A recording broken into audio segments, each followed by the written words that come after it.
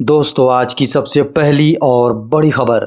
सुखाड़ से निपटने के लिए झारखंड सरकार ने बनाया एक्शन प्लान। झारखंड के मुख्यमंत्री श्री हेमंत सोरेन के नेतृत्व में सुखाड़ से निपटने के लिए सोमवार को झारखंड मंत्रालय में आपदा प्रबंधन प्राधिकरण की बैठक हुई। बैठक में झारखंड में सुखाड़ की स्थिति का आकलन किया गया, जिसमें झारखंड के 145 प्रखंड ऐसे हैं जो गंभीर रूप से सुखाड़ की चपेट में हैं। सीएम हेमंत सोरेन ने सुखाड़ की स्थिति पर चिंता जताते हुए कहा है कि झारखंड सरकार इसको लेकर तैयारी में जुटी हुई है।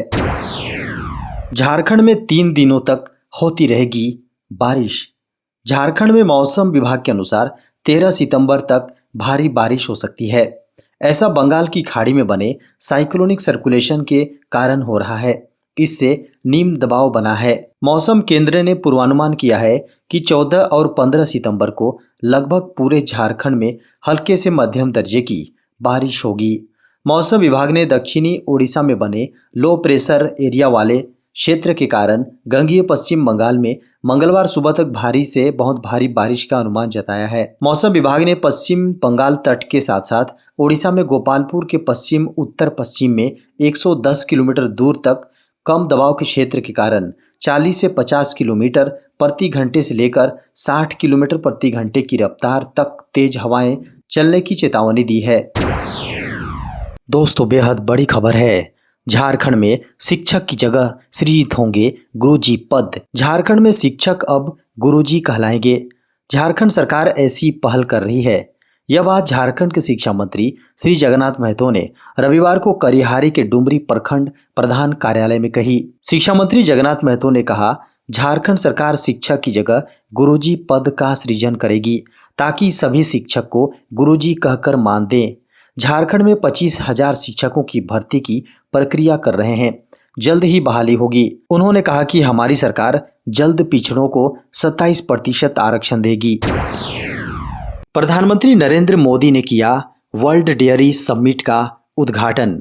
प्रधानमंत्री नरेंद्र मोदी ने सोमवार को ग्रेटर नोएडा में इंडिया एक्सपो सेंटर मार्ट में international dairy federation world dairy summit का उद्घाटन किया। कार्यक्रम को संबोधित करते हुए पीएम ने कहा कि 4 दिवसीय वैश्विक कार्यक्रम जो 1974 के बाद पहली बार भारत में आयोजित किया जा रहा है, इसमें लगभग 50 देशों के प्रतिभागी शामिल होंगे। उन किसानों महिलाओं के लिए फायदेमंद होगा जो डेयरी क्षेत्र में सच्चे नेता हैं। पीएम मोदी ने कहा, महिलाएं भारत के डेयरी क्षेत्र की असली नेता हैं।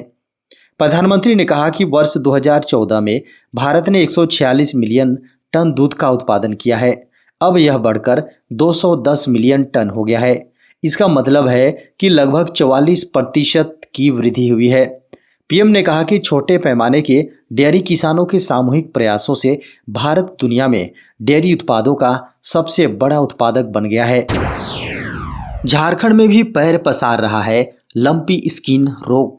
देश के कई राज्यों में हजारों गायों की मौत का कारण बना लंपी स्किन रोग अब झारखंड में भी अपना पांव पसार रहा है। झारखंड के कई जिलों में लंपी स्किन से मवेशी संक्रमित हो रहे हैं। इसके कारण पशुपालन विभाग के अधिकारियों की चिंता बढ़ गई है। हालांकि अभी तक इस बीमारी से किसी मवेशी के मरने की पुष्टि झारखंड में नहीं हुई है, पर संक्रमण के मामले तेजी से बढ़ रहे हैं। लंपी स्किन बीमारी में मवेशियों की त्वचा ढेलेदार बन जाती है। झारखंड में इससे पहले हाल ही में अफ्रीकन स्वाइन फ्लू के कारण 1000 से अधिक सुअरों की मौत हो गई थी। सुअरों के बाद अब मवेशियों के बीमार होने के कारण पशुपालन विभाग के अधिकारियों की परेशानी बढ़ गई है। झारखंड के पारा शिक्षक फिर करेंगे आंदोलन।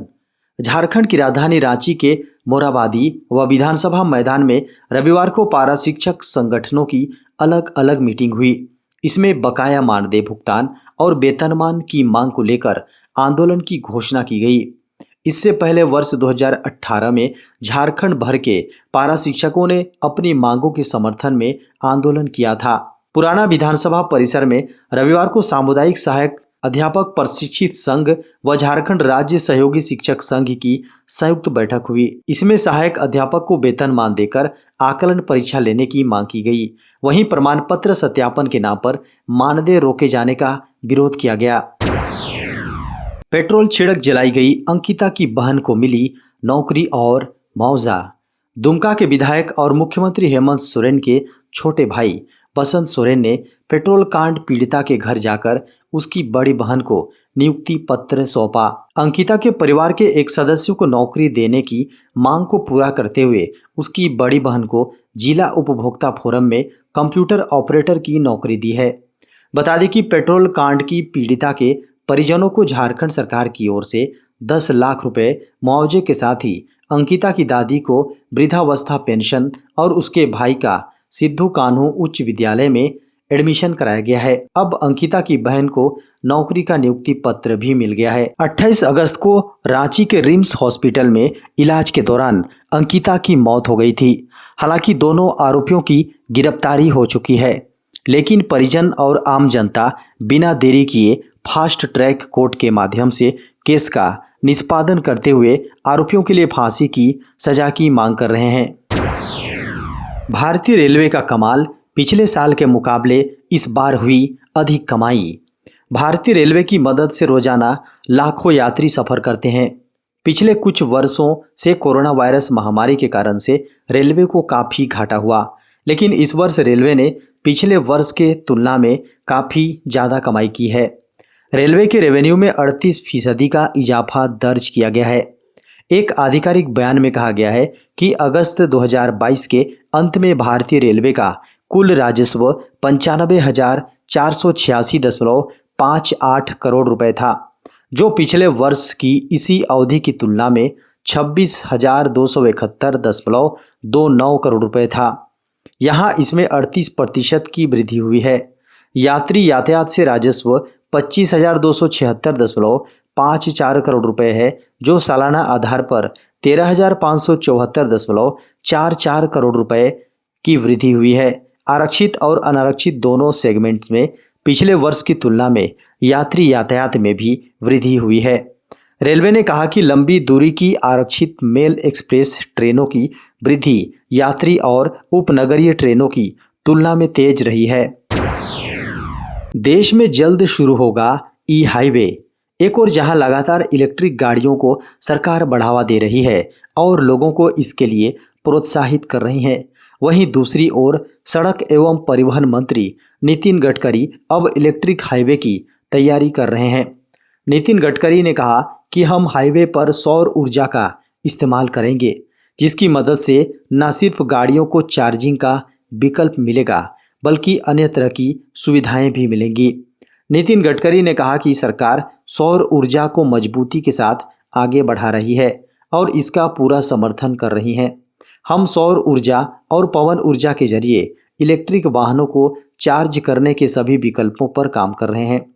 हम इस दिशा में इलेक्ट्रिक हाईवे बनाने पर काम कर रहे हैं, जिसे सौर ऊर्जा के जरिए तैयार किया जाएगा।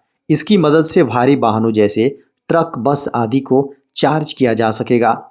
इलेक्ट्रिक हाईवे की बात करें तो इस शब्द का इस्तेमाल उस हाईवे के लिए किया जाता है जहां गाड़ियों को ऊर्जा की आपूर्ति हाईवे पर ही मुहैया कराई जाती है। यह ऊर्जा पावर लाइन के जरिए मुहैया कराई जाती है।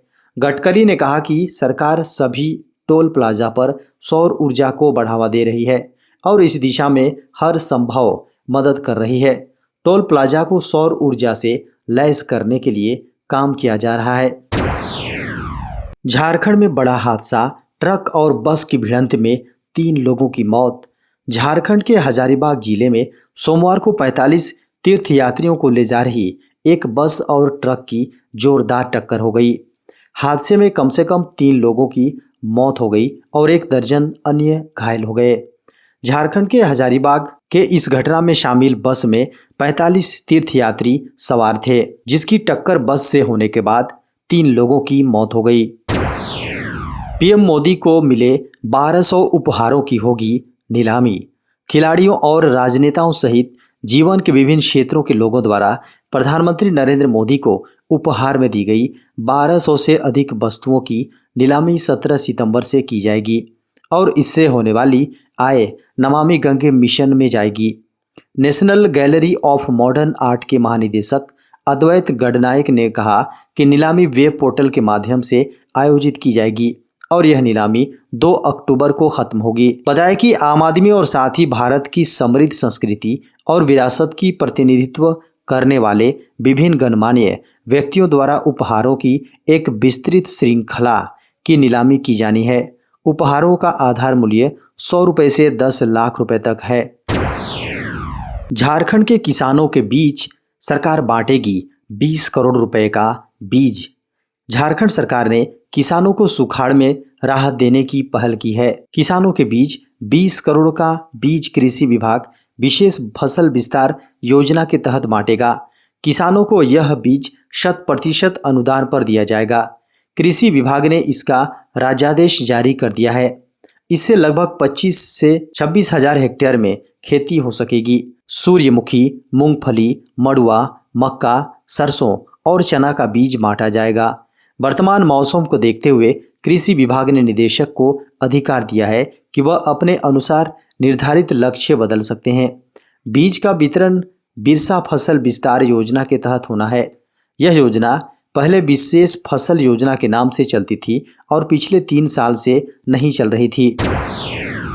देश में कोरोना के मिले 5,221 नए मामले। केंद्रीय स्वास्थ्य मंत्रालय द्वारा जारी आंकड़ों के अनुसार 12 सितंबर को कोरोना वायरस के दैनिक आंकड़ों में कमी दर्ज हुई है। बीते 24 घंटों में कोरोना के 5,221 मामले सामने आए हैं। वहीं एक दिन में 15 लोगों की कोविड-19 से मौत हुई। इनमें से 4 मौत केरल में हुई है। एक दिन में 5,975 कोरोना के मरीज रिकवर हुए हैं। भारत ने 12 सितंबर को सक्रिय कोरोना वायरस मामलों में 769 की कमी दर्ज की गई है, जिससे कोरोना के एक्टिव मामलों की संख्या 47,945 हो गई है। सक्रिय मामलों में विश्व स्तर पर सबसे अधिक प्रभावित देशों में भारत 32वें स्थान पर है। 12 सितंबर को कोरोना के कुल मामले 4,45,580 हैं। देश में कोरोना से अब तक 5,28,150 लोगों की मौत हुई है। देश में कोरोना का डेथ रेट 1.19% तक पहुंच गया है।